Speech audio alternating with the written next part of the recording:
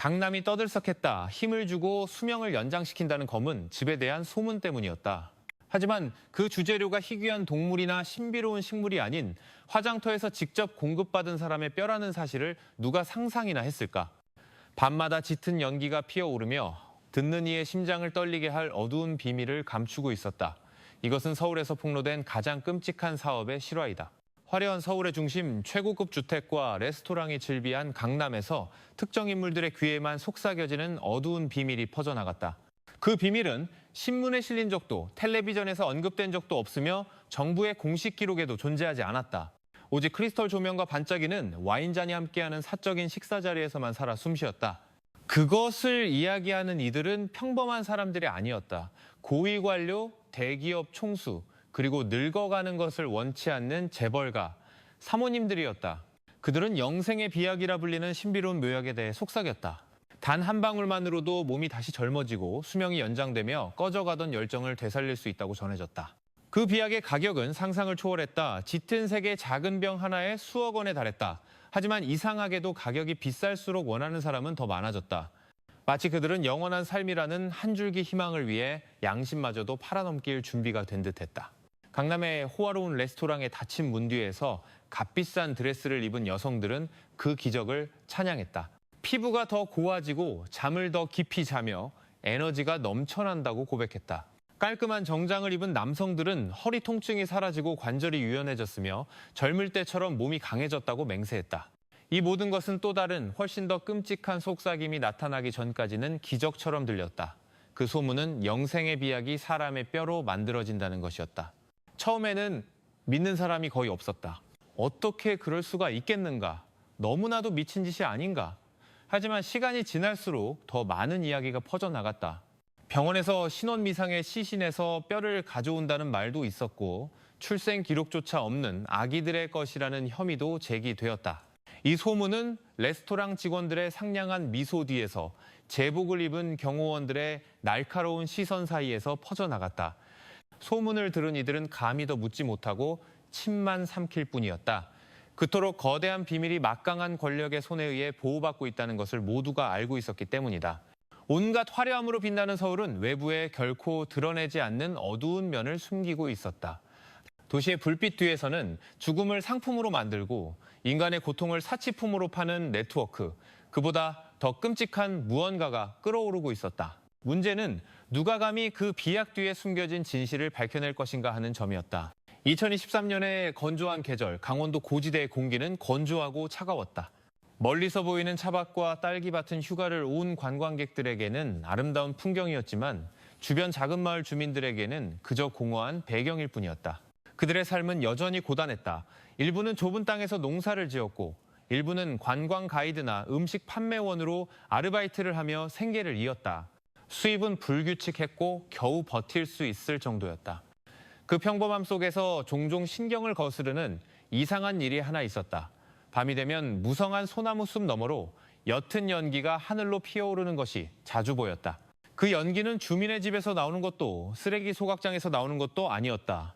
사람들은 그곳을 밤의 주방이라 불렀다. 삼엄한 경비가 지켜지는 낯선 건물이었다. 아무도 감히 가까이 다가가지 못했다. 주민들은 무언가 알아보려고 하는 사람은 누구든 낯선 이들이 찾아와 짧은 경고를 한다는 것을 알고 있었다. 네 인생이나 신경 써. 결국 대부분은 침묵을 선택했다. 그 건물은 사실 오이사 혹은 오실장으로 더 잘 알려진 인물의 비밀 공장이었다.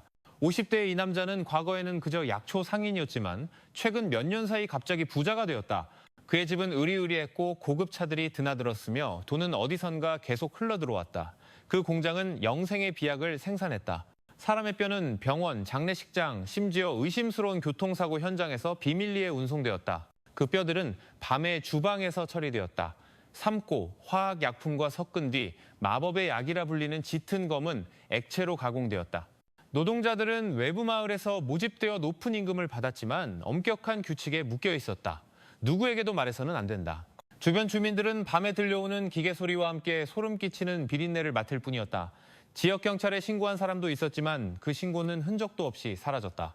모두가 오 이사에게는 서울의 보호자가 있다는 것을 알고 있었다. 거물들의 이름이 거론되었다. 부처의 고위 관료, 유명 기업가, 심지어 정치인까지 가난한 마을 주민들에게 저항은 목숨을 거는 것과 같았다. 여기서부터 이야기는 우리의 주인공들과 연결된다. 서울지방경찰청의 형사 박진우 경위는 이름 없는 편지 한 통을 받았다. 편지는 떨리는 손으로 쓰여 있었다. 강원도 공장에서 사람뼈로 약을 만듭니다. 고위층 보호자가 있습니다. 진실을 알고 싶다면 조심하세요. 그들이 모두를 감시하고 있으니까요. 진우는 편지를 몇 번이고 읽으며 불길한 예감을 느꼈다. 익명의 제보가 함정일 수도 있다는 것을 알았지만 그 글자들은 마치 실제 공포 속에서 쓰인 듯 진실하게 느껴졌다. 한편 경기도의 한 보건소 간호사인 김순자는 죄책감 속에 살고 있었다. 그녀는 몇 번이나 아기가 살아남지 못했다는 보고서에 서명하도록 강요받았다. 하지만 그녀는 아기가 살아 태어났다고 확신했다. 그 아기들은 이후 어디론가 옮겨졌고 다시는 돌아오지 않았다. 편지를 보낸 것은 바로 그녀였다. 누군가 용기 내어 행동해 주기를 바라면서 서울에서는 탐사보도 매체 진실의 눈의 젊은 기자 이서연 또한 거대한 스캔들의 냄새를 맡고 있었다. 그녀는 강남의 한 신비로운 레스토랑에 대한 소문을 들었다. 비밀 메뉴가 있다는. 그녀의 직감은 이것이 단순한 상류층의 가십이 아니라 피와 생명이 얽힌 무언가라고 말해주고 있었다. 그녀는 오랜 친구이자 사이버 보안 전문가인 강유라에게 연락하여 이 조직의 디지털 흔적을 추적하는 데 도움을 요청했다. 국제 임무를 막 마치고 돌아온 DNA 법의학 전문가 한태석 박사. 그는 타협을 모르는 이상주의자로 알려져 있었다. 어두운 묘약에 대한 소문을 들었을 때 그는 자신의 전문성이 미스터리를 푸는 열쇠가 될 수 있음을 직감했다. 강원도의 밤은 여전히 고요함으로 가득했다. 하지만 소나무 숲에서 옅은 연기가 보일 때마다 주민들은 그곳에 밤의 주방보다 훨씬 더 어두운 무언가가 있다는 것을 알았다. 진우, 서연, 태석, 그리고 유라. 그들은 자신들이 마주하게 될 것이 얼마나 거대한지 아직 몰랐을지 모른다. 하지만 한 가지는 확실했다. 그 연기의 흔적은 산기슭의 가난한 마을과 서울의 가장 호화로운 식탁을 잇는 범죄 네트워크를 파헤치게 할 것이었다. 그리고 모든 것은 강원도의 밤하늘을 꿰뚫는 옅은 연기에서 시작되었다. 익명의 편지가 박진우 경위의 책상에 도착한 지 몇 주 후 강남의 밤은 평소보다 더 무겁게 느껴졌다. 2023년 중반 서울의 하늘은 옅은 구름으로 덮여 있었고 도시의 불빛은 거대한 보석처럼 반짝였다. 조용한 거리 한편에 영원관이라는 레스토랑이 서 있었다. 커다란 창문과 튼튼한 목재문이 있는 우아한 식민지 시대풍 건물이었다. 눈에 띄는 간판은 없었지만 그 앞에는 고급 차들이 즐비했다. 이서연은 문 앞에 섰다. 심플하지만 우아한 검은 드레스가 그녀의 몸을 감싸고 있었고 머리는 단정하게 묶었다. 그녀의 손에는 과거 인터뷰했던 고위 관료의 전 비서와의 협력으로 얻은 VIP 회원 카드가 들려 있었다. 그녀는 깊은 숨을 내쉬었다. 지금이 아니면 안 돼. 그녀가 나지막이 중얼거렸다. 안으로 들어서자 신선한 꽃향기와 오래된 와인 향이 섞여 있었다. 은은한 조명은 따뜻하지만 비밀스러운 분위기를 자아냈다. 하얀 제복을 입은 직원이 전문적인 미소로 맞이했다. 서연이 카드를 건네자 직원은 기계로 스캔한 후 정중하게 고개를 끄덕였다. 다시 오신 것을 환영합니다, 손님. 그녀는 2층으로 안내되었다. 붉은 벨벳 커튼으로 구분된 VIP 공간이었다. 커튼 너머로 그녀는 텔레비전에서 자주 보던 얼굴들을 알아볼 수 있었다. 보건복지부 차관인 정진혁의 아내인 박은혜 여사와 나란히 앉아 조용히 웃으며 대화를 나누고 있었다. 멀지 않은 곳에는 산업통상자원부 국장인 이강민이 아내인 최수진 여사와 함께 있었다. 최수진은 값비싼 시술 덕분에 젊어 보이는 외모를 하고 있었다. 서연은 넋을 잃지 않으려 애썼다. 그녀는 이 호화로움에 익숙한 신입 회원처럼 행동해야 했다. 한 직원이 검은 태블릿을 들고 다가왔다. 특별 메뉴를 선택해 주십시오, 손님. 화면에는 황금 연꽃 로고와 독점 옵션이 나타났다. 터치하자 앱은 얼굴과 지문 인식을 요구했다. 서연은 애써 미소를 지었다. 차에 안경을 두고 왔네요. 좀 더 가까이 봐도 될까요? 그녀가 상냥하게 말했다. 직원은 잠시 그녀를 혼자 두었다. 혼자가 되자마자 서연은 재빨리 지갑에서 작은 장치, 마이크로 카메라를 꺼냈다. 그녀는 카메라를 켜고 화면을 향해 비추었고 순식간에 메뉴의 모든 내용이 녹화되었다. 화면에 나타난 내용은 그녀의 심장을 격렬하게 뛰게 했다. 생명의 컬렉션이라는 제목의 메뉴에는 다음과 같은 목록이 있었다. 영생의 비약, 10지당 9천만 원, 젊음의 피, 병당 4천만 원, 특별 신선 재료, 무게에 따라 가격 변동, 그램당 1억 원부터 시작. 서연은 손바닥이 차가워지는 것을 느꼈다. 신선 재료는 단순한 용어가 아니었다. 옆 테이블에서 여성의 목소리가 들려왔다. 박은혜 여사가 다른 손님과 이야기하고 있었다. 그녀의 목소리는 자부심으로 가득했다. 제 비결은 간단해요. 영생의 비약이죠. 피부는 탱탱하게 유지되고 몸은 건강해져요. 마치 10년은 젊어진 것 같아요. 서연은 고개를 숙이고 휴대전화에 음성 녹음 앱을 켰다. 은혜의 모든 말이 증거로 기록되었다. 그때 젊은 직원 한 명이 그녀에게 다가왔다. 그의 얼굴은 창백했고 눈은 불안해 보였다. 그는 거의 속삭이는 목소리로 말했다. 손님, 더 알고 싶으시면 11시 이후에 주방 뒤쪽에서 저를 만나주세요. 더는 이 모든 걸 지켜볼 수가 없어요. 서연은 놀랐지만 그저 조용히 고개를 끄덕일 뿐이었다. 시계가 11시를 조금 넘겼을 때 그녀는 화장실에 가는 척하며 주방 뒤로 향했다. 그곳에는 젊은 직원이 떨리는 손으로 기다리고 있었다. 그는 작은 봉투를 건넸다. 이게 제가 아는 전부입니다. 절대 제 이름은 말하지 마세요. 그들은 어디에나 자기 사람을 심어뒀어요. 서연이 봉투를 막 챙겼을 때 복도에서 무거운 발소리가 들려왔다. 건장한 체격의 경호원이 나타나 날카로운 눈으로 쳐다봤다. 여기서 뭐 하는 겁니까? 그가 의심스럽게 물었다. 직원은 거의 말을 잇지 못했다. 서연이 재빨리 상황을 수습하며 작게 웃었다. 물 좀 달라고 부탁드렸는데 길을 잃어서 주방까지 와버렸네요. 그녀의 미소는 달콤했지만 심장은 미친 듯이 뛰고 있었다.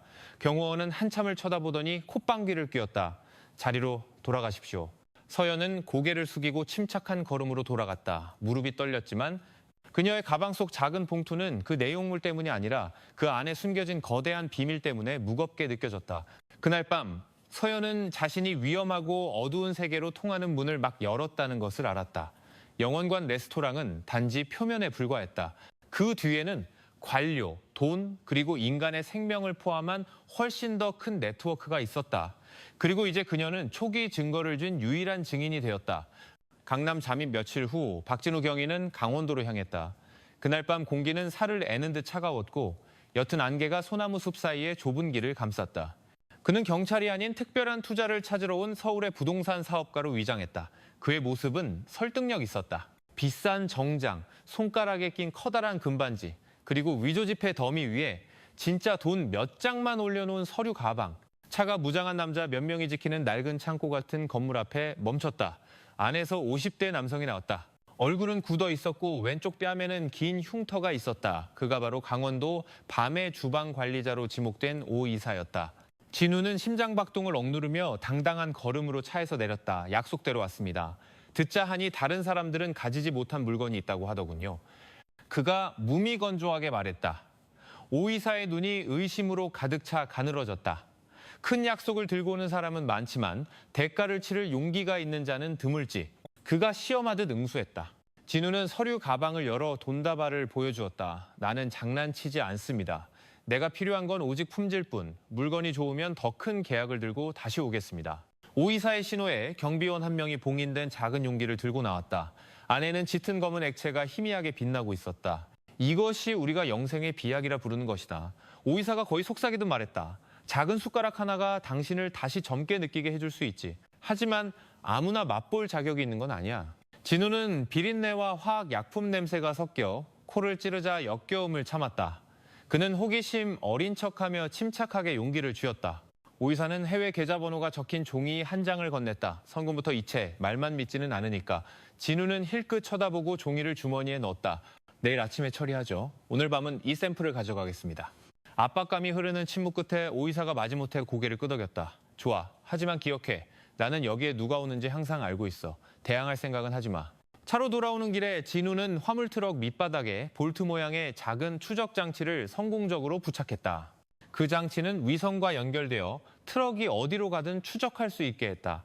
차가 다시 도로로 나선 후에야 그는 안도의 한숨을 내쉴 수 있었다. 한 단계는 끝났다. 이제 한 박사님 차례군. 그가 중얼거렸다. 다음 날 서울의 작은 연구실에서 한태석 박사는 두꺼운 장갑을 끼고 그 샘플을 받았다. 만약 우리 추측이 맞다면 이것이 첫 번째 증거가 될 겁니다.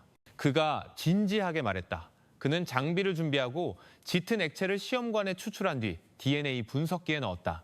기계는 단조롭게 윙윙거렸고 컴퓨터 화면에는 유전자 코드 배열이 나타났다. 옆방에서 진우와 서연은 초조하게 기다렸다. 몇 시간 후 태석이 굳은 얼굴로 나왔다. 이걸 보셔야 합니다. 화면에는 분석 결과가 선명하게 나타났다. 이 샘플에는 인간의 DNA가 포함되어 있습니다. 한 명의 것이 아니라 여러 개인의 혼합물입니다. 성인의 DNA 조각도 있지만 명백히 어린이, 심지어 아기의 DNA도 있습니다. 그의 목소리는 그 진실을 말하기 힘든 듯 무거웠다. 서연은 손으로 입을 막았다. 그녀의 눈은 공포로 커졌다.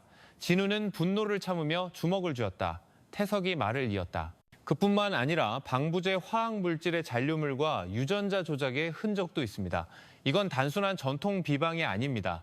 특정 효과를 내기 위해 현대 생명공학 기술이 사용된 겁니다. 진우가 몸을 기울였다. 무슨 효과 말입니까?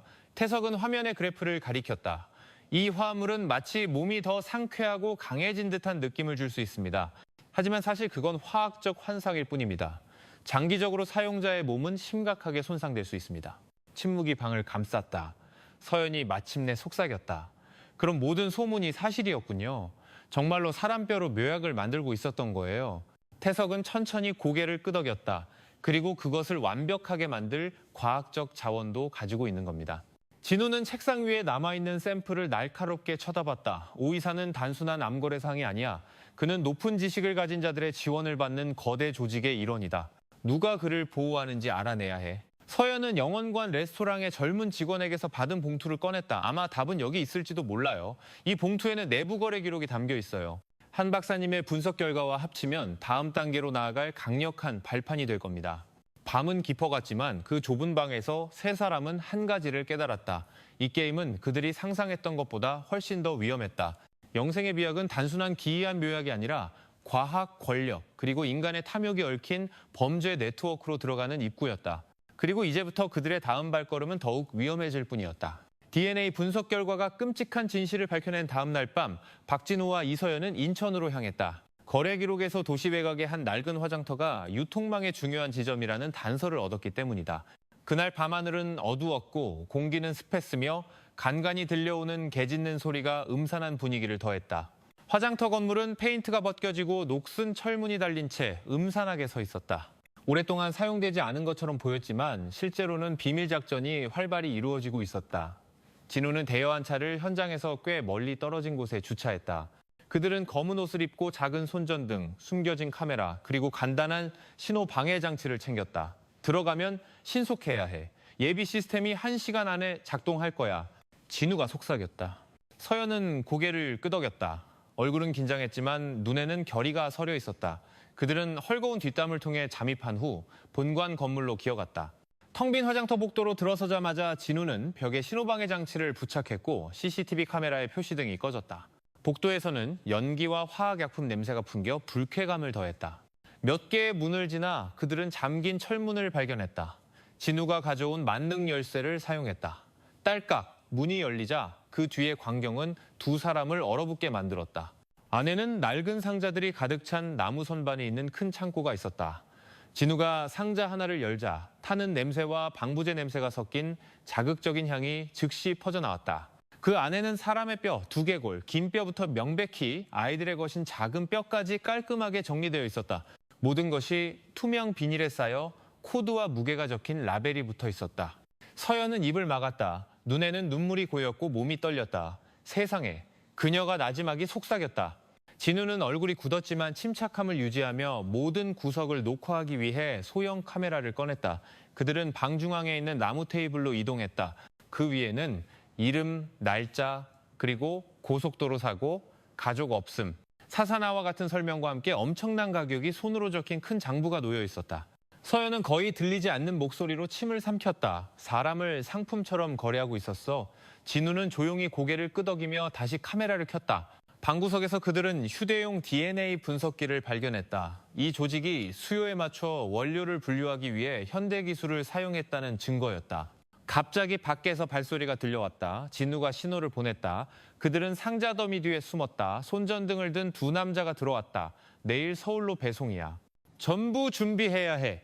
한 명이 말했다. 걱정 마. 트럭은 예약했어. 경찰은 간섭하지 않을 거야. 다른 한 명이 대답했다.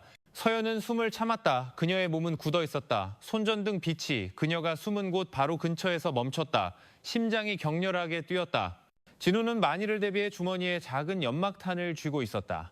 다행히도 영원처럼 느껴졌던 몇 분 후 두 남자는 다시 나가 문을 닫았다.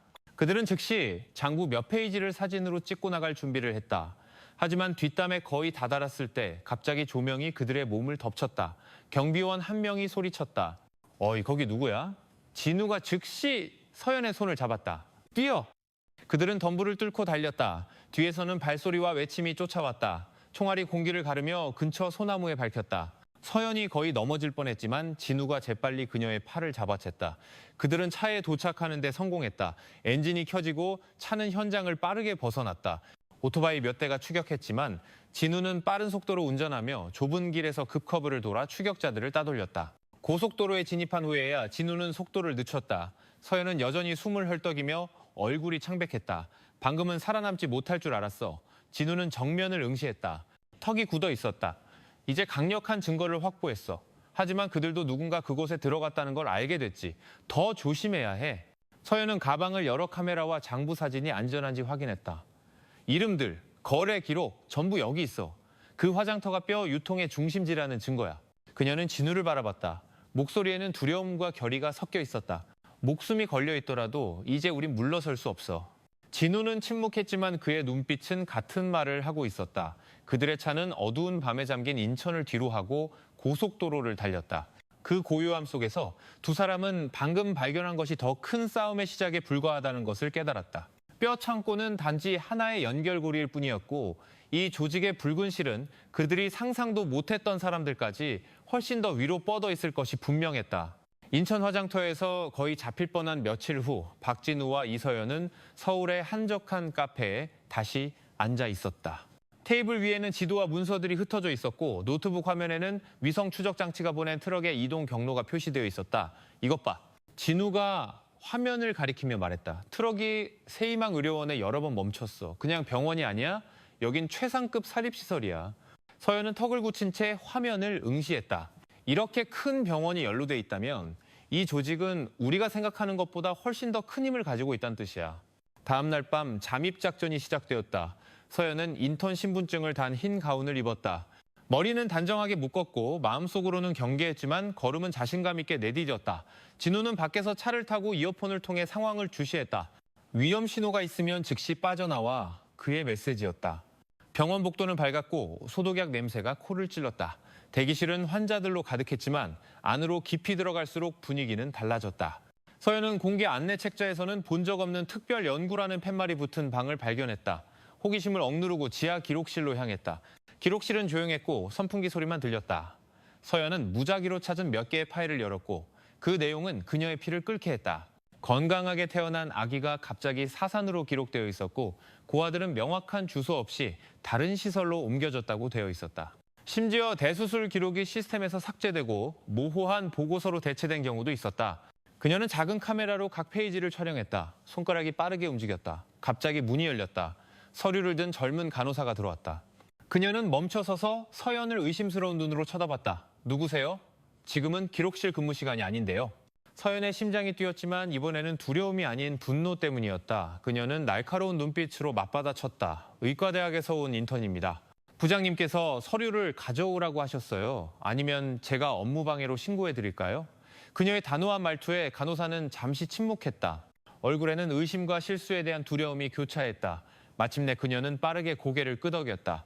알겠습니다. 도저. 그녀가 나가고 문이 다시 닫혔다. 서연은 무거운 한숨을 내쉬었다. 손은 여전히 떨렸지만 마음은 분노로 가득했다. 자기들 마음대로 사람 목숨을 가지고 놀 수 있다고 생각하다니 그녀가 중얼거렸다.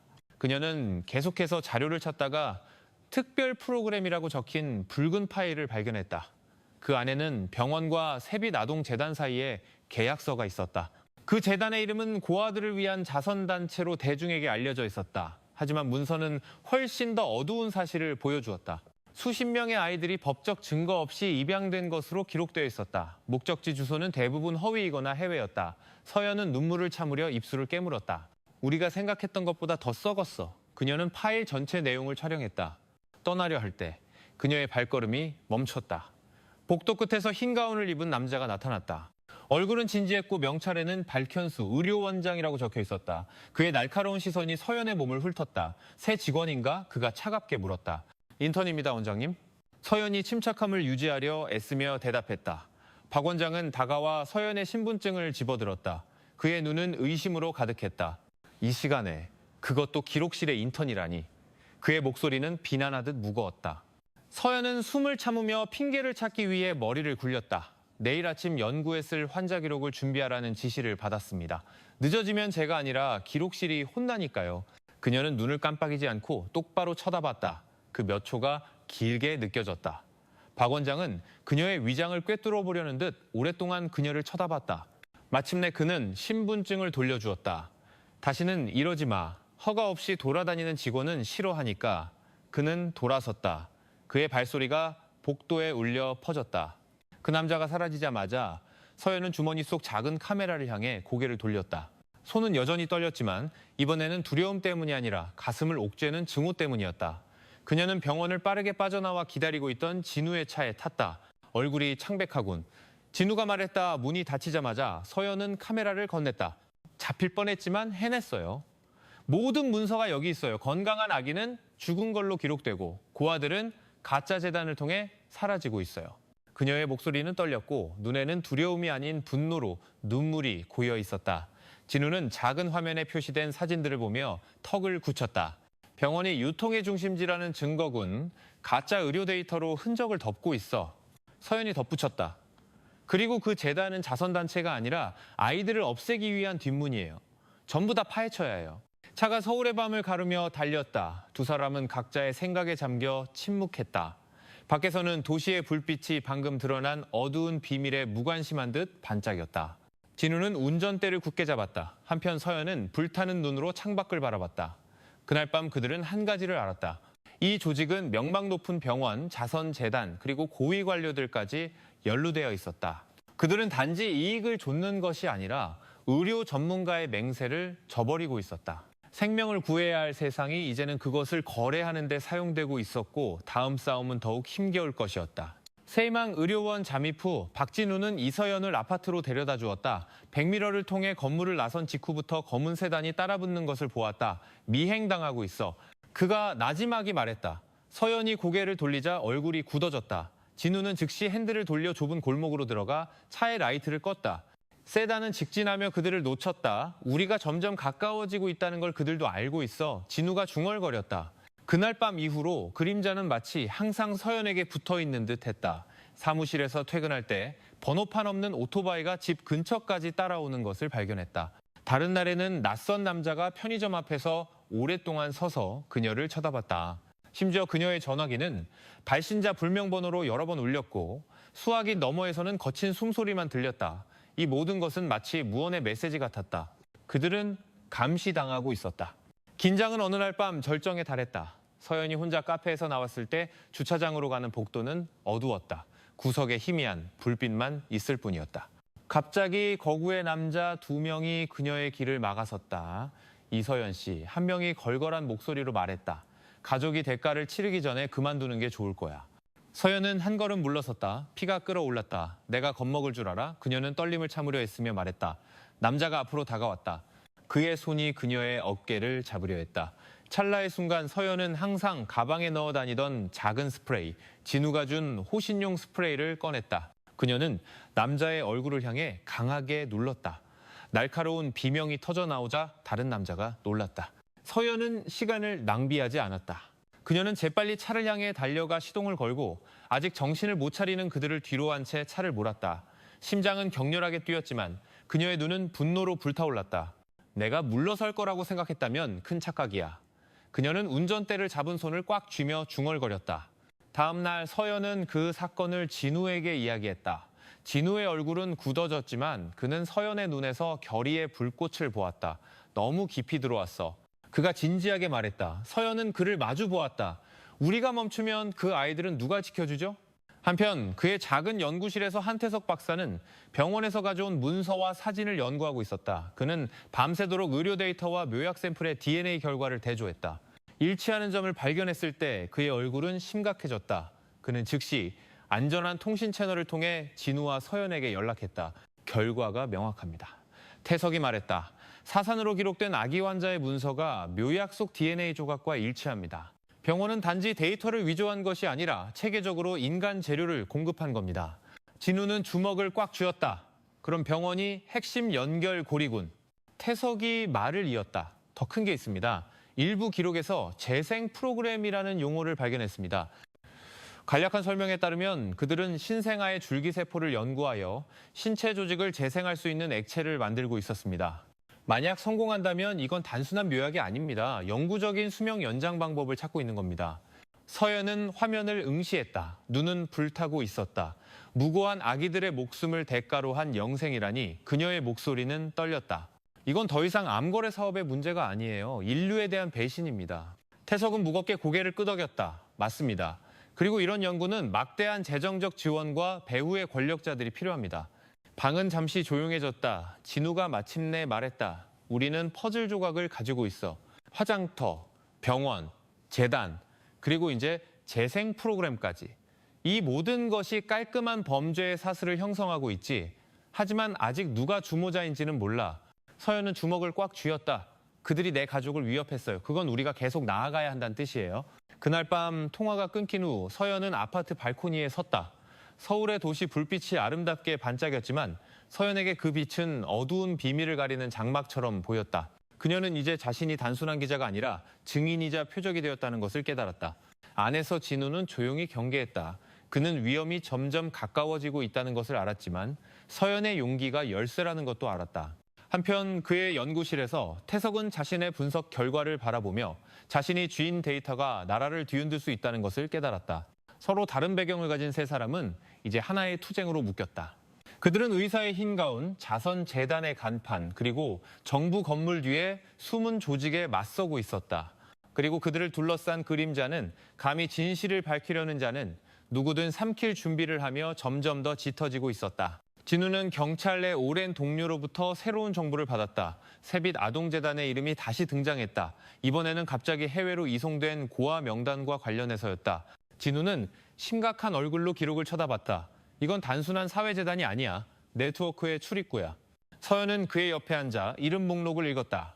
그녀의 시선은 입양되었다고 기록된 경기도의 아이들 수십 명의 기록에서 멈췄다. 합법적인 서류는 없었고 오직 재단의 내부 기록뿐이었다. 서연은 떨리는 손으로 파일을 닫았다. 이 아이들 중 몇몇 얼굴은 알아요. 작년에 제가 보육원에 대해 취재할 때 나왔던 아이들이에요. 어떻게 지금 이렇게 사라질 수 있죠? 그날 밤 그들은 입양에 관심 있는 부부로 위장했다. 재단의 본사는 강남에 웅장하게 서 있었고 대리석 로비와 빛나는 태양 로고가 있었다. 밖에서 보기에는 모든 것이 깨끗하고 배려심 넘쳐 보였다. 하지만 진우는 밝은 빛이 때로는 가장 깊은 어둠을 가린다는 것을 알고 있었다. 접수 데스크에서 상냥한 여성이 그들을 맞이했다. 입양 신청서를 작성해 주세요. 관심을 가져주시는 가족이 계셔서 자랑스럽습니다. 진우는 빠르게 서류를 작성하며 이상한 점을 발견했다. 서류는 엄격한 법적 확인을 요구하지 않았고 대신 원하는 건강 기록이라는 이상한 항목이 있었다. 그는 분노를 억누르고 가짜 미소를 지으며 서류를 다시 건넸다. 기다리는 동안 그들은 내부 정원이 보이는 큰 창이 있는 대기실로 안내되었다. 그곳에서는 수십 명의 아이들이 직원들의 감독하에 놀고 있었다. 아이들은 건강해 보였고 마치 세상이 안전한 듯 천진난만하게 웃고 있었다. 서연은 오랫동안 아이들을 바라보다 고개를 숙였다. 눈에 눈물이 고였다. 내가 이것에 대해 더 빨리 썼더라면 아마 이 아이들 중 일부는 사라지지 않았을 텐데 그녀의 목소리는 후회로 가득했다. 진우가 돌아봤다. 그의 시선은 부드러웠지만 단호했다. 자책하지 마. 우린 아직 늦지 않았어. 네가 썼기 때문에 우리가 여기까지 온 거야. 젊은 직원이 음료를 가져왔다. 진우는 그 기회를 이용했다. 입양 절차는 보통 오래 걸리죠. 그런데 여기서는 더 빠르다고 들었습니다. 직원은 능숙하게 미소 지었다. 추가 기부금이 있으면 재단에서 절차를 신속하게 처리할 수 있습니다. 심지어 요청에 맞는 의료 기록을 가진 아이를 찾아드릴 수도 있습니다. 모두 예비 부모님들의 편의를 위해서죠. 진우는 관심 있는 척했다. 그렇군요. 흥미롭네요. 더 자세히 알고 싶습니다. 그는 일부러 많은 질문을 던졌다. 한편 서연은 작은 카메라 펜으로 모든 세부 사항을 조용히 기록했다. 가벼운 대화 속에서 그들은 일부 아이들이 싱가포르와 홍콩으로 이송되었고 심지어 유럽으로 간 기록도 있다는 것을 알게 되었다. 얼마 후 중년 남성이 들어왔다. 단정한 정장, 값비싼 향수, 환한 미소. 저는 김 이사장입니다. 관심 있는 예비 부모님들을 만나게 되어 기쁩니다. 우리는 모든 아이가 더 나은 기회를 받을 자격이 있다고 믿습니다. 진우는 그의 손을 잡았다. 물론 저희도 그렇게 생각합니다. 김 이사장은 사업적인 어조로 말을 이었다. 재단에 추가적인 지원이 있다면 입양 절차를 더 빠르게 진행할 수 있습니다. 이 기부금 덕분에 저희는 더 많은 아이들에게 다가갈 수 있습니다. 그는 강요된 미소로 진우를 쳐다봤다. 속으로는 역겨웠다. 그 달콤한 말들은 인신매매를 위한 가면일 뿐이었다. 만남이 끝난 후 그들은 즉시 건물을 떠났다. 차에 타자마자 서연은 손으로 얼굴을 가렸다. 진우 씨, 저 정원에 있던 아이들을 봤어요.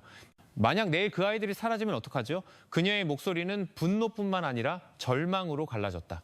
진우는 시동을 걸었다. 그의 목소리는 낮았지만 단호했다. 우리에게는 증거, 대화, 신청서, 그리고 직원 진술이 있어. 이걸 파헤칠 거야.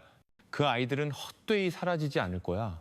그날 밤 그들은 녹음 파일과 사진을 한 태석 박사에게 전달했다. 그의 연구실에서 태석은 신중하게 자료를 검토했다. 이 신청서는 충분히 이상합니다. 그가 원하는 의료기록 항목을 가리키며 말했다. 하지만 이 기록을 보세요. 그가 문서 사진을 확대했다. 국제 계좌 코드가 있습니다. 대부분 싱가포르와 스위스에 있습니다. 이체 금액은 수십억 원에 달합니다. 진우가 몸을 기울였다. 그럼 해외에서 이 재단을 후원하고 있다는 거군. 태석은 고개를 끄덕였다. 단지 자금만이 아닙니다. 기록의 용어로 볼 때 그들은 재생협력 2단계라고 부릅니다. 이 연구가 이미 국경을 넘었다는 뜻입니다. 해외 연구소가 연루되어 있습니다. 서연은 손을 굳게 쥐었다. 그럼 그 아이들은 입양 가정에 도착한 적이 없을지도 몰라요. 실험을 위해 해외로 보내진 거죠. 방은 조용했고 선풍기 소리만 들렸다. 마침내 진우가 말했다. 그의 어조는 날카로웠다. 이 재단은 단순한 문이 아니라 주된 경로야. 그리고 그 배후에는 외국의 힘이 있어. 우리는 이제 막 국제적인 괴물의 겉모습을 건드린 거야. 태석은 두 사람을 바라봤다. 계속 나아가면 위험은 더 커질 겁니다. 하지만 지금 멈추면 그 아이들은 모두 흔적도 없이 사라질 겁니다. 서연은 등을 폈다. 눈은 여전히 붉었지만 불꽃으로 가득했다. 그들 중 한 명이라도 구할 수 있는 작은 기회라도 있다면 나는 물러서지 않을 거예요. 진우는 그녀를 오랫동안 바라보다 고개를 끄덕였다. 좋아, 그럼 계속하자. 하지만 다음 단계는 더 신중해야 해. 그들이 분명 우리를 감시하고 있을 거야. 서울의 도시 불빛이 연구실 창밖에서 반짝였다. 하지만 그들에게 그 빛은 더 이상 평온하지 않았다. 그 반짝임 뒤에는 아이들을 상품으로 만드는 어두운 네트워크가 펼쳐져 있었다. 그리고 그날 밤 그들은 진정한 싸움이 이제 막 시작될 것이라는 것을 알았다. 세빛 아동재단 조사를 마친 며칠 후 박진우는 과거에 알던 한 트럭 운전사로부터 정보를 입수했다. 그 운전사는 매주 인도적 지원 로고가 붙은 트럭이 한밤중에 부산항으로 향한다고 이야기했다. 식량 수송이라고들 하지만 제 눈으로 직접 아이들이 컨테이너 안으로 끌려 들어가는 걸 봤어요. 그가 떨리는 목소리로 말했다. 진우는 굳은 눈으로 이서연을 바라봤다. 이게 우리의 경로야. 사실이라면 그들이 어디로 보내지는지 알 수 있어. 다음 날 밤 그들은 멀리서 트럭을 뒤따랐다. 인도적 지원이라고 쓰인 흰색 트럭이 젖은 도로를 천천히 달렸다. 옅은 비가 내렸고 가로등 불빛이 무릉덩이에서 반짝였다. 서연은 작은 카메라를 꽉 쥐었다. 눈은 초조함으로 가득했다. 만약 안에 아이들이 있다면 진우 씨, 이건 나라를 뒤흔들 수 있는 증거예요. 진우는 거리를 유지하며 집중했다. 항구에 도착하자마자 그들은 텅 빈 컨테이너들 뒤에 차를 주차했다. 그곳에서는 트럭이 특별 대우를 받는 것이 선명하게 보였다. 제복을 입은 직원들이 손을 흔들며 검사 없이 길을 열어주었다. 항만 직원들도 한패야. 서연이 속삭였다. 트럭은 국제 화물 물류라고 쓰인 큰 창고로 향했다. 크레인 엔진 소리가 울리며 컨테이너가 들어 올려졌다. 그리고 희미하게 아이의 울음소리가 들렸다. 서연은 말을 잃었다. 얼굴이 창백해졌다. 그 울음소리는 비와 기계 소리를 뚫고 현실로 다가왔다. 진우는 이를 갈았다. 정말로 안에 있어.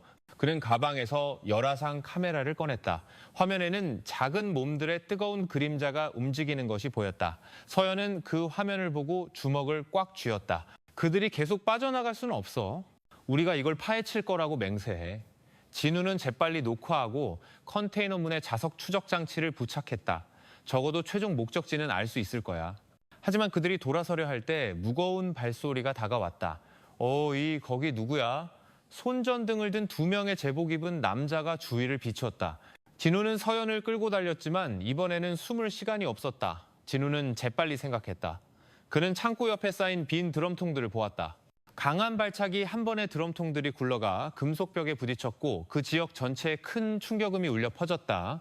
창고에 자동 사이렌이 울리고 비상등이 켜졌다. 남자들의 집중력이 흩어졌다. 저게 뭐야? 서쪽을 확인해. 그들은 반대 방향으로 달려갔다. 진우와 서연은 그 혼란을 틈타 재빨리 차로 빠져나갔다.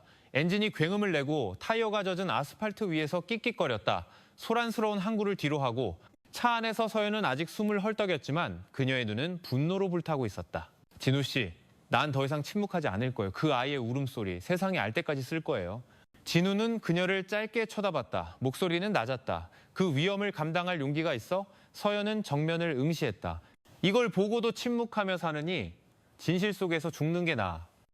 몇 시간 후 그들은 한태석의 연구실에 도착했다. 그는 즉시 열화상 카메라 녹화 영상과 추적 장치의 신호를 옮겼다. 컴퓨터 화면에는 방금 부산항을 떠난 큰 배와 함께 움직이는 붉은 점이 깜빡였다. 태석은 깊은 숨을 내쉬었다. 이건 황금 같은 증거입니다. 하지만 조심해야 해요. 조직이 우리가 이걸 가지고 있다는 걸 알면 그들은 주저없이 우리를 사냥할 겁니다. 진우는 고개를 끄덕였다. 바로 그 때문에 서둘러야 해. 이 배를 해외 항구에서 누가 기다리고 있는지 알아내야 해. 태석이 덧붙였다. 데이터는 암호화했습니다. 우리 셋만 접근할 수 있어요. 배신자가 있더라도 최소한 증거를 삭제할 수는 없을 겁니다. 서연은 어깨를 굳힌 채 섰다. 우리는 이 조직의 어두운 얼굴을 봤어요. 항구는 끝이 아니에요. 이건 단지 그들이 세상으로 나가는 출구일 뿐이에요. 그 아이들이 자유로워질 때까지 멈추지 않을 거예요. 방은 조용했고 창밖에는 빗소리만 들렸다. 세 사람은 서로를 바라보며 다음 단계가 지금까지 겪었던 모든 것보다 더 위험할 것임을 깨달았다. 부산항 사건 며칠 후 한태석 박사는 마침내 추적 장치의 간단한 암호를 해독하는 데 성공했다. 컴퓨터 화면에서 붉은 점이 남해를 지나 대한해협을 향해 꾸준히 움직이고 있었다. 이 배의 최종 목적지는 일본입니다. 그가 진지하게 말했다. 조직이 그곳에서 활동할 수 있다면 분명히 보호해주는 거물이 있을 겁니다. 진우는 턱을 굳힌 채 화면을 응시했다. 일본은 아무 곳이나 아니야. 만약 그들의 경로가 거기서 안전하다면 상대는 보통 내기가 아니라는 뜻이지. 서연은 조용히 고개를 숙였다. 그녀의 머릿속은 이미 사라진 서울 아이들의 얼굴로 가득했다. 그녀가 나지막이 중얼거렸다. 만약 그들이 정말로 해외로 끌려간다면 우리는 다시는 그들을 보지 못할지도 몰라. 진우는 그녀의 어깨에 손을 얹었다. 그렇기 때문에 우리가 가야 하는 거야. 그리하여 그들은 독립 언론인으로 신분을 위장하고 일본으로 향했다. 공항의 모든 것이 깔끔하고 안전해 보였지만 이는 그들이 쫓는 어둠과 대조적이었다. 하지만 진우는 조직이 깨끗한 도시의 얼굴 뒤에 가장 추악한 범죄를 숨길 수 있다는 것을 알고 있었다. 태석은 그곳에 연락책을 마련해 두었다. 메이린이라는 이름의 인권운동가였다. 30대 초반의 제1교포 여성으로 그녀의 눈빛은 날카롭고 저항심으로 가득했다.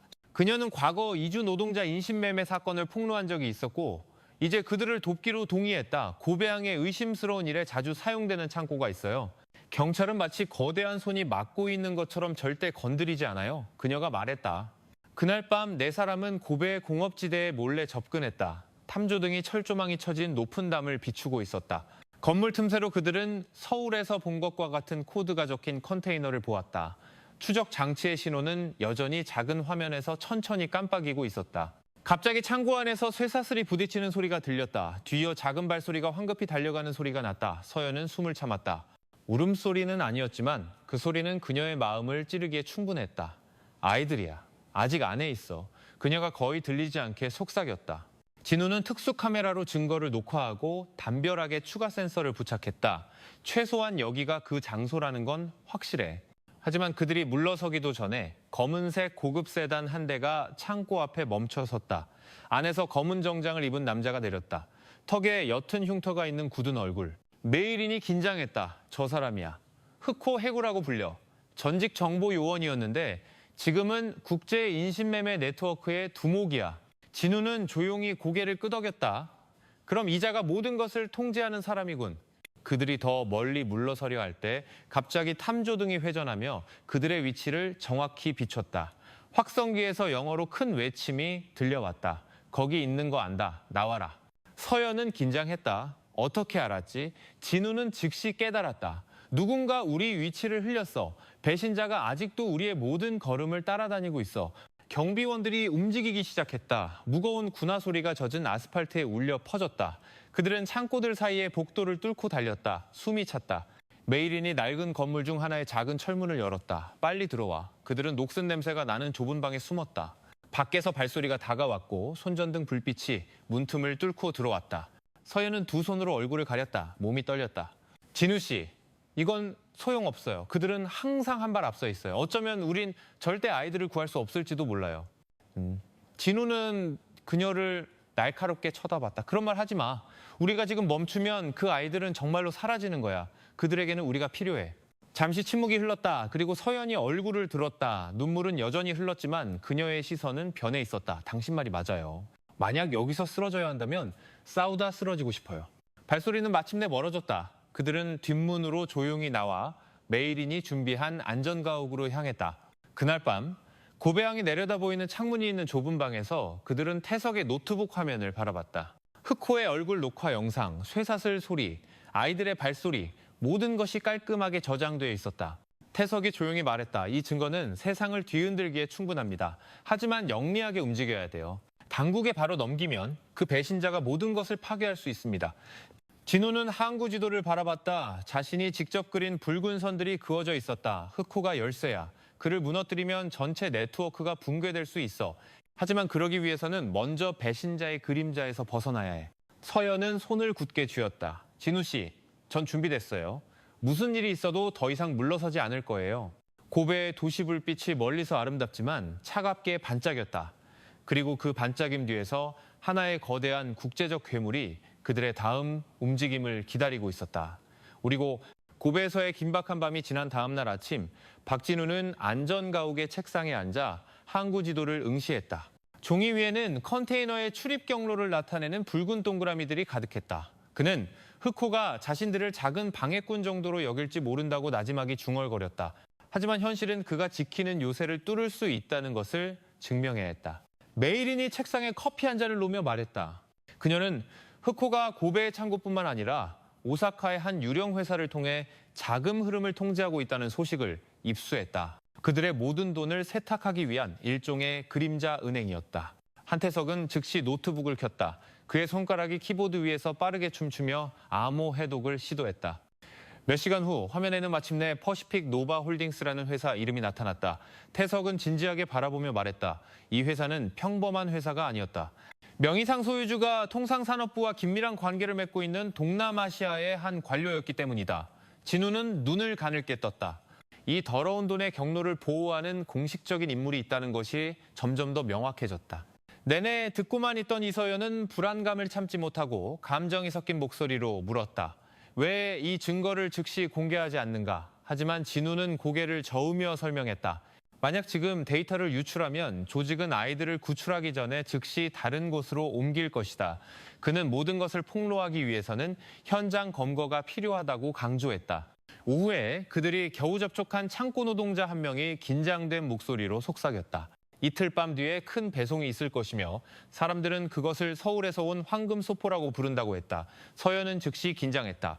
그 소포가 실종된 아이들일 가능성이 높다는 것을 깨달았다. 진우는 잠시 멍하니 있다가 고개를 끄덕였다. 흑호 자신이 그 배송을 감독하러 올 것이라고 직감했다. 그날 밤 팀은 세부적인 전략을 세웠다. 진우는 항만 노동자로 위장하고 서연은 낡은 건물 옥상에서 카메라와 작은 드론을 가지고 위치를 잡기로 했다. 메이리는 비상 상황 시 교란을 일으킬 준비를 하고 태석은 휴대용 노트북으로 통신을 감시하며 창고 네트워크를 해킹하려 했다. 자정 정각, 검은 차들의 행렬이 구역으로 들어왔다. 그중 한 대에서 흑호가 내렸다. 검은 정장에 위험 있고 차가운 얼굴이었다.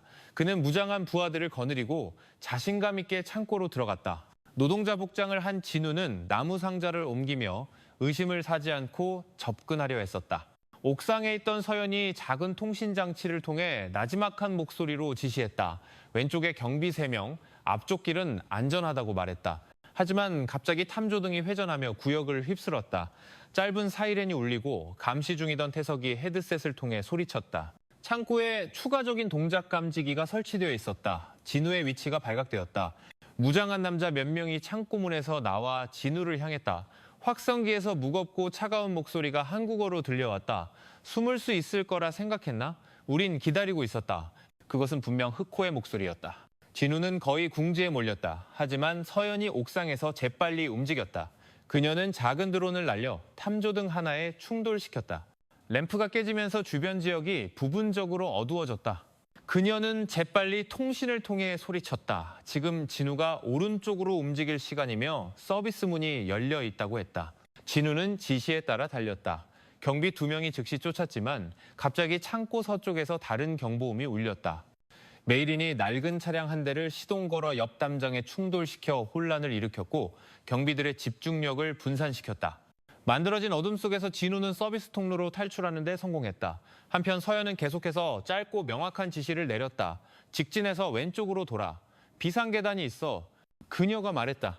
진우의 숨이 가빠졌다. 그가 마침내 창고 뒤에 좁은 골목으로 나왔을 때 밤 공기 속에서 경고 사격 소리가 울려 퍼졌지만 거리는 이미 충분히 멀었다.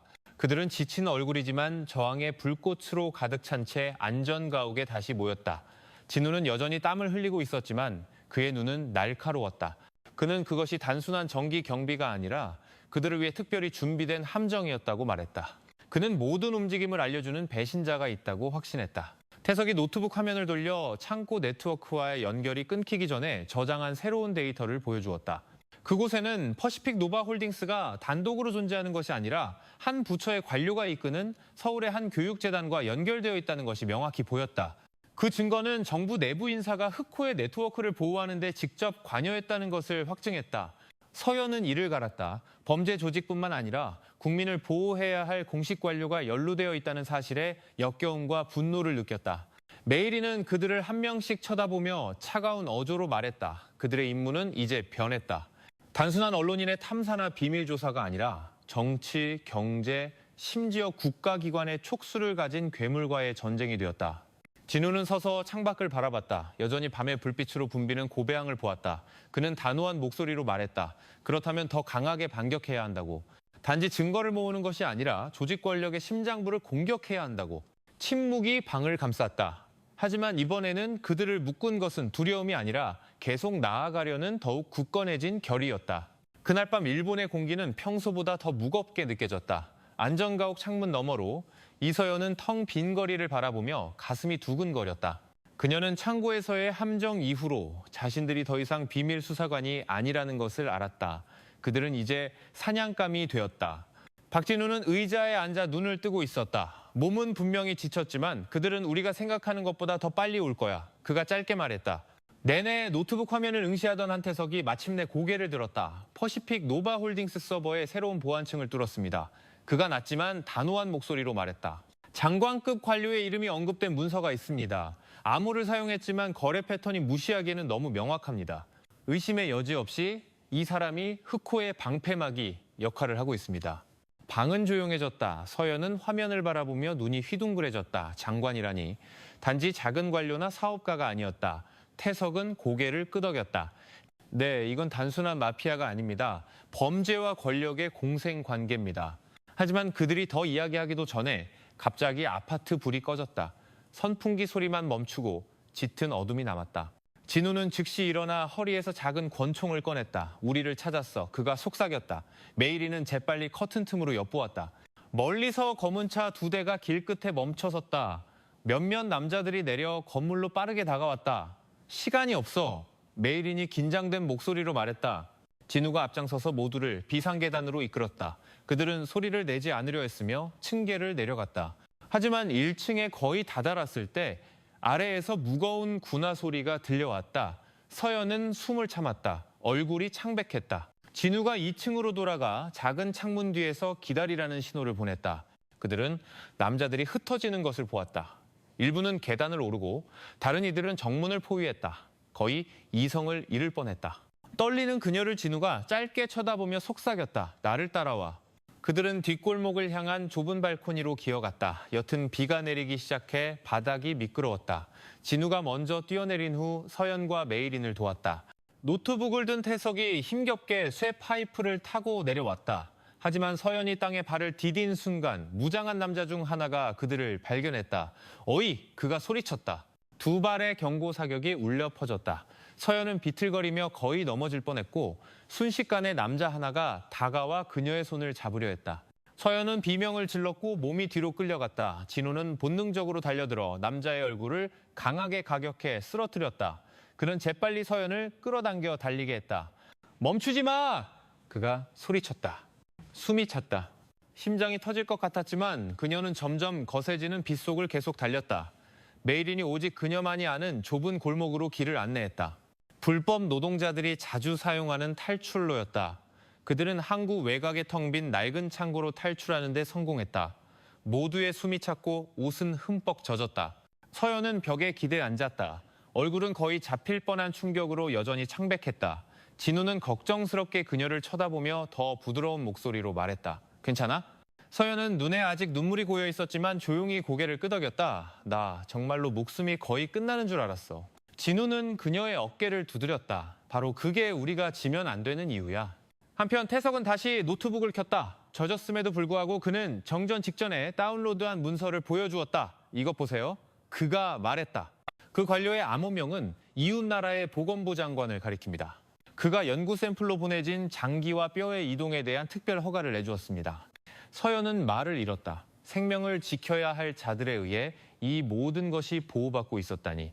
그녀의 목소리는 분노와 절망으로 떨렸다. 태석은 고개를 끄덕였다. 네.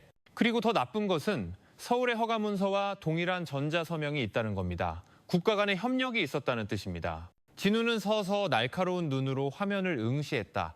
이 증거가 나가면 세상이 떠들썩해질 거야. 하지만 그건 또한 그들이 우리를 필사적으로 사냥할 거라는 뜻이기도 해. 누구든 없애는 걸 주저하지 않을 거야. 메이린이 차가운 목소리로 덧붙였다. 그리고 이제 그들은 우리 얼굴을 알아. 돌아갈 길은 없어. 낡은 창고를 침묵이 감쌌다. 서연이 마침내 목소리를 냈다. 몸은 여전히 떨렸지만 이번에는 더 단호했다. 방금 잡힐 뻔했어요. 하지만 그 덕분에 우리가 더 이상 단순한 증인이 아니라는 걸 깨달았어요.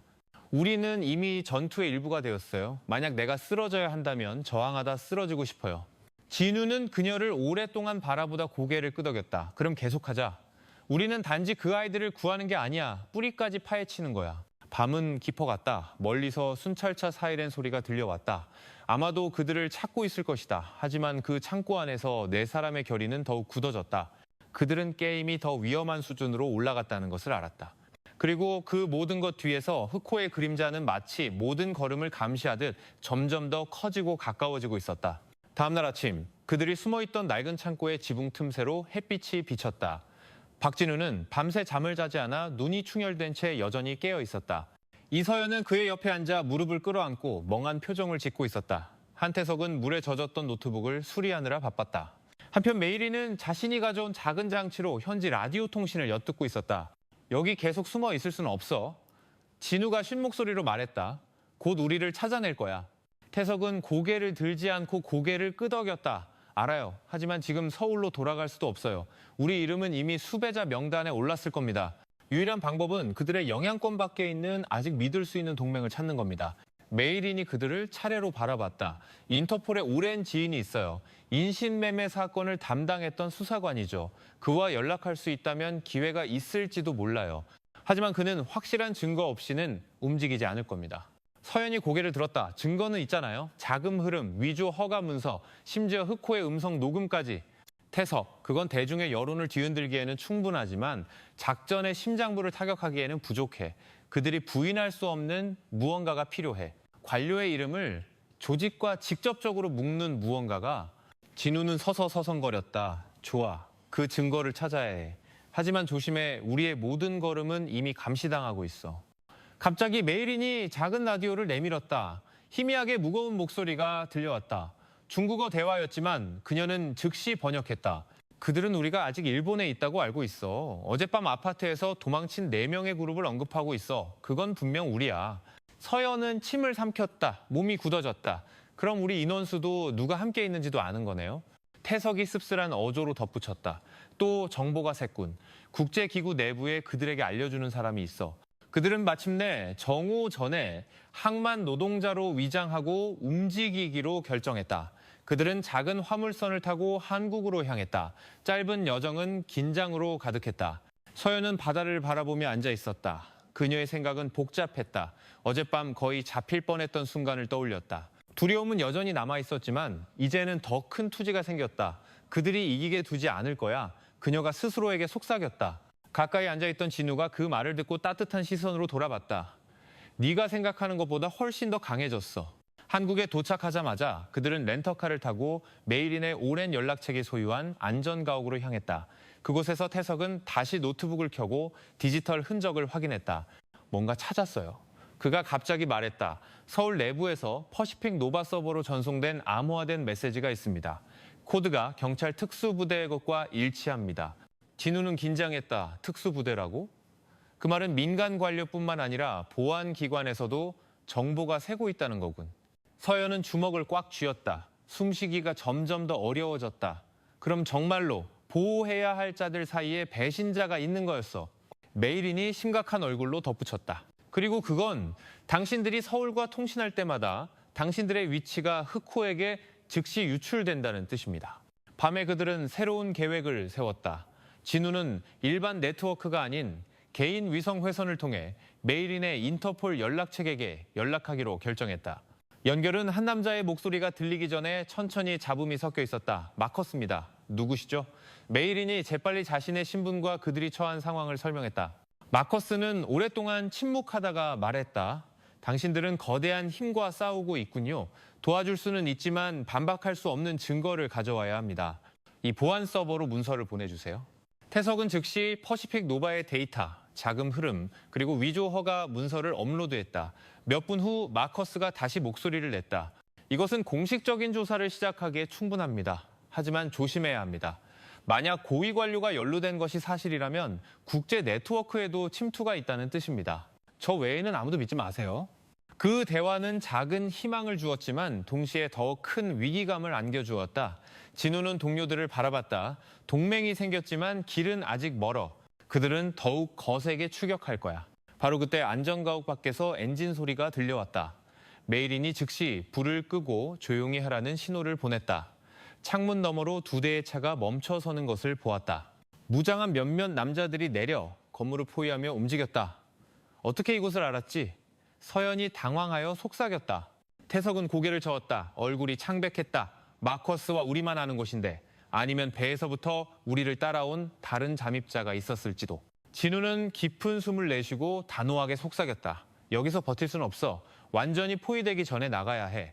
그들은 재빨리 물건을 챙기고 뒷문을 통한 탈출로를 준비했다. 발소리가 점점 가까워졌다. 무장한 남자들의 그림자가 집벽에서 춤추는 듯 보였다. 서연은 작은 카메라를 꽉 쥐었다. 심장이 빠르게 뛰었다. 그녀는 이제 매 순간이 생사를 결정할 수 있다는 것을 깨달았다. 발소리가 점점 더 선명해졌다. 낡은 안전가옥의 나무바닥을 쿵쿵 울렸다. 박진우는 벽에 몸을 바짝 붙였다. 그의 작은 권총이 손에 준비되어 있었다. 메이린은 손가락으로 신호를 보내며 무장한 남자들이 다가오는 순간을 초 단위로 세고 있었다. 한태석은 긴장하며 노트북을 닫고 작은 하드디스크를 재킷 안주머니에 넣었다. 이게 우리가 가진 전부입니다. 만약 제가 잡히면 이 물건이 그들 손에 들어가지 않게 해주세요. 그가 떨리는 목소리로 말했다. 이서연은 얼굴이 창백했지만 그녀가 내내 사용해온 작은 카메라를 든 손은 떨렸지만 눈은 결의에 차 불타올랐다. 만약 오늘 밤 우리가 쓰러진다면 적어도 세상은 그들이 숨기고 있는 것을 알게 될 거야. 갑자기 앞문이 거칠게 부서지는 소리가 울려 퍼졌다. 나무가 부러지는 소리가 메아리 쳤다. 복면을 쓴 몇몇 남자들이 들어왔다. 총구가 겨눠졌다. 진우는 재빨리 신호를 보내고 서연과 함께 뒷문으로 빠져나갔다. 메이린과 태석도 뒤따랐다. 하지만 남자들은 너무 빨랐다. 총알 한 발이 벽을 뚫었고 나무 파편이 흩날렸다. 서연은 비틀거리며 거의 넘어질 뻔했지만 진우가 그녀의 손을 강하게 잡아챘다. 그들은 좁은 복도를 뚫고 뒷마당으로 달려갔다. 추격자들의 발소리가 바로 뒤에서 따라왔다. 더 민첩했던 메이린이 허리춤에 숨겨둔 작은 연막탄을 던졌다. 짙은 흰 연기가 방을 가득 채워 추격자들을 기침하게 만들었다. 하지만 오래가지 않아 밖에서 차량 엔진 소리가 들렸다. 다른 두 대의 차가 이미 뒷길을 막고 있었다. 포위됐어! 메이린이 외쳤다. 진우는 재빨리 상황을 판단하고 모두를 오른쪽으로 이끌어 안전가옥과 낡은 창고를 구분하는 낡은 나무 울타리를 넘어갔다. 그들은 안으로 뛰어들어 먼지 쌓인 상자 더미 뒤에 숨었다. 그곳에서 서연은 카메라를 굳게 쥐었다. 심장이 터질 것 같았다. 그녀는 두려움 가득한 눈으로 진우를 쳐다봤다. 우리 살아서 나갈 수 있을까요? 진우는 땀이 쏟아졌지만 유지하려 애쓰는 침착함으로 그녀를 마주 보았다. 숨 쉬고 있는 한 항상 길이 있어. 태석은 다시 노트북을 켜 마커스의 서버에 연결하려 했지만 신호가 방해받았다. 재밍을 하고 있어요. 모든 통신 채널이 마비됐어요. 그가 당황하며 말했다. 갑자기 창고 밖 확성기에서 크고 차가운 목소리가 들려왔다. 그들에게는 매우 익숙한 목소리였다. 흑호의 목소리였다. 박진우, 이서연, 한태석, 메이린.